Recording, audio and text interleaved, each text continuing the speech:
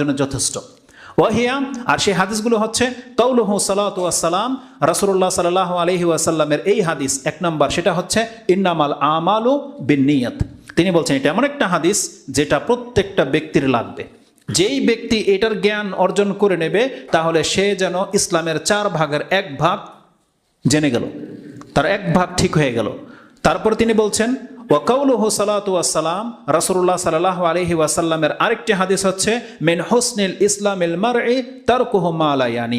একজন ব্যক্তির উত্তম সুন্দর চরিত্র হওয়া বা একজন ব্যক্তি উত্তম মুসলিম ওই ব্যক্তি যেই ব্যক্তি এমন বিষয়ের সাথে সম্পর্ক রাখে না যেটার সাথে তার কোনো সম্পর্ক নাই, এমন কোনো কথা সে বলে না যেটা তার কোনো ফয়দা হবে না, এমন জায়গায় সে বসে না যেটা তার ফয়দা হবে না, এমন কোনো জায়গায় সে বিচরণ করে না যেটা তার কোনো ফয়দা নেই, মানে এক কথায় তার সাথে কোনো সম্পর্ক নেই। তিনি বলছেন তার কুহু মালায়ানি, সে ওই বিষয়কে ছেড়ে দেয় যেটার সাথে তার দিনের কোনো সম্পর্ক নাই। এখানে তার সম্পর্ক বলতে তার নাজাতের মূল উদ্দেশ্য হচ্ছে নাজাত, মানে আল্লাহর সন্তুষ্টি অসন্তুষ্টি, জান্নাত জাহান্নাম।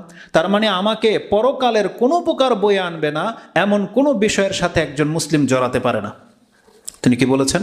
মিন হুসনিল ইসলাম, একজন ব্যক্তির মিন হুসনিল ইসলামিল মারই, একজন ব্যক্তির উত্তম ইসলাম যদি কেউ দেখতে চায় তাহলে ওই ব্যক্তির মধ্যে পেয়ে যাবে যেই ব্যক্তি অযথা কোনো কথা বলে না, অযথা কোনো কাজের সাথে সে জড়ায় না। এটা একটা হাদিস।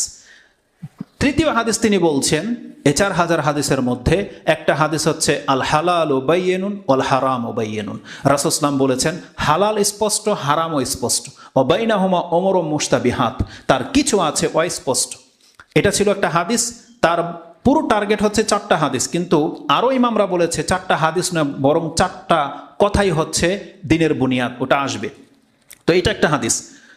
চতুর্থ তিনি বলছেন রাসূলুল্লাহ সাল্লাল্লাহু আলাইহি ওয়াসাল্লামের এই হাদিস লা ইয়াকুনুল মুমিনু মুমিনান হাত্তা ইয়ারদা লি আখিহি মা ইয়ারদা লি নাফসি।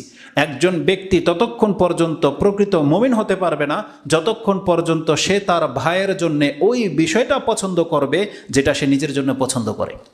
এটা যদি কোনো ব্যক্তি করে দেখাতে পারে তাহলে তার চেয়ে উত্তম মুসলিম আর কেউ হতে পারবে না। তার মানে এই 4টা হাদিস দিয়ে তিনি 4টা দিককে উল্লেখ করতে চেয়েছেন। একটা হাদিস যেটা আপনার নিয়তকে সোজা করে দেবে, তার মানে আপনি যা কিছু করবেন আপনি একমাত্র আল্লাহর জন্য করবেন, নিয়ত করে করবেন। নিয়তের 4টা দিক আছে, এটাও আমি বলে দিই আপনাকে। নিয়ত সংক্রান্ত যে আয়াত হাদিসগুলো আছে এর 4টা রাস্তা আছে। আমি 4 দিকে আপনাকে বক্তব্য করতে পারবো। আমরা শুধু একটা নিয়ে সবচেয়ে বেশি আলোচনা করি, সেটা হচ্ছে ইখলাস, মানে সমস্ত কাজ ইখলাসের ভিত্তিতে করতে হবে না, আল্লাহর জন্য খালেস করতে হবে। এটা হচ্ছে নিয়তের আলোচনার একটা রূপ।